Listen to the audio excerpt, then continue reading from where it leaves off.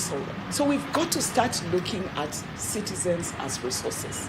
And if you do that, it means you start looking at the infrastructure that we have put in place as opportunity for growth, development, and change in family.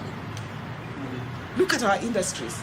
Those industries were doing massive in terms of the support they were giving to families. Family unit, you're able to feed your children, you're able to take them to school, you're able to live a decent life. Anywhere, look at all our industries. We are deliberately collapsing them. But what you're actually doing is you're creating what we're now saying is a problem. And this problem is actually a creation of a lack of, one would say, deep thinking of the state in how we start looking at our citizens, irrespective of where they come from, as resources. If you go to Northeastern, there is a resource that they're engaged in. Support it, elevate it. So you actually have young people engaged in an activity that generates income, benefiting from all these other things that we're talking about. So why don't we have a meat processing? Take them to college, train them on how to do that. Why is it that we're still not able to add value to our sugarcane? Where is the technical training to be able to do that? We can literally create income and create opportunities for jobs if we were serious about how we look at our fellow citizens. But you know what we've done?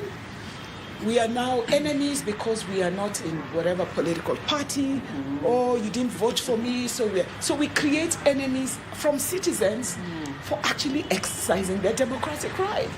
So when we see that, we start then aligning ourselves with people who make the loudest noise because you think they speak for you.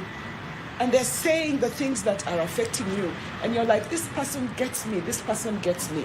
But you have young people who have said, no, we're not going to do that. Gen Z protests did not happen in a vacuum. They started by having the conversation. Can you please make sure you do not pass the finance bill?